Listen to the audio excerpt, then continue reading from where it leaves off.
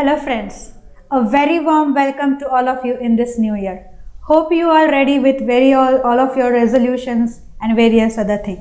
One more new topic for you. What are the capital assets and how many types of capital assets do we have? Let's see them.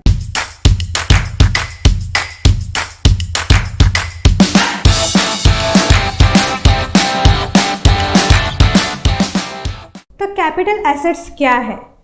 Assets क्या है? This is very important thing. Assets बहुत तरह के होते हैं। They can be tangible, intangible. Apart from this they can be movable, immovable. हर capital asset एक asset होता है, but all asset are not capital asset. This is an inclusive definition in income tax act. अगर asset capital asset है कि नहीं ये देखना है तो it should not be one of the following. Very first item is stock in trade. If you are dealing with the asset and that is a stock in trade in your business, then that does not qualify for a capital asset. For example, अगर आप real estate का business कर रहे हैं तो आप property बेच रहे हैं या खरीद रहे हैं तो वो आपके लिए एक स्टॉक इन ट्रेड है, वो आपका कैपिटल एसेट नहीं होगा.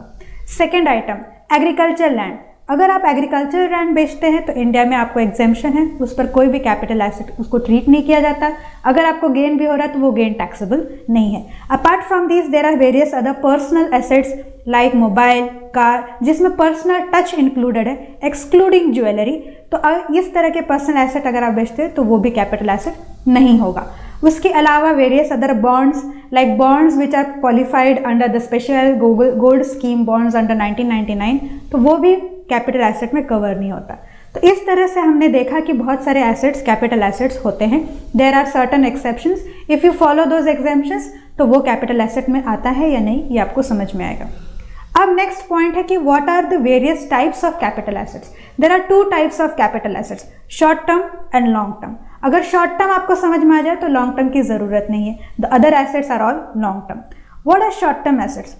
बेसिक डेफिनेशन अगर आप देखें तो डेफिनेशन को 3 पार्ट में डिवाइड कर सकते हैं. अगर वो एसेट शॉर्ट टर्म है या नहीं ये देखना है तो उसके पीरियड ऑफ होल्डिंग से आपको पता चलेगा कि वो शॉर्ट टर्म है या लॉन्ग टर्म है. एग्जाम्पल देती हूँ. देयर आर सर्टन एसेट्स जिसको 12 month period of holding consider किया गया है. अगर वो शेयर्स है which are listed securities on Indian stock exchange और units of UTI whether quoted और नॉन कोटेड, या आपके various other equity oriented mutual funds, ये सब अगर आप कंसिडर कर रहे हैं as an asset, as a capital asset, तो इसके लिए पीरियड ऑफ होल्डिंग 12 मंथ्स है. सो अगर आप 12 मंथ से ज़्यादा होल्ड करते हैं तो वो लॉन्ग टर्म है, 12 मंथ से कम होल्ड करते हैं तो वो short term. Second category of asset 24 months. 24 months में एसेट्स जो आते हैं वो होता है लैंड, बिल्डिंग और बोथ. तो ये अगर आप बेचते हैं तो for this the period of holding is 24 months.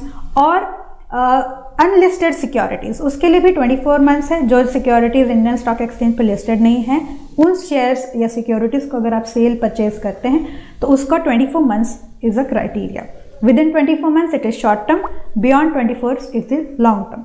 Apart from that other asset, बाकी सारे जो एसेट है वो 36 मंथ के क्राइटेरिया में आते हैं. For an example date oriented fund या ज्वेलरी या एनी अदर एसेट अगर आप कंसिडर करते हैं तो इन एसेट्स के लिए हम 36 मंथ का पीरियड देखते हैं. इस पीरियड ऑफ होल्डिंग के विद इन दिस मंथ अगर आप सेल या परचेज करते हैं it will be treated as a short term.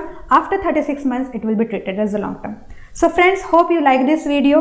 To know more things, please subscribe our video.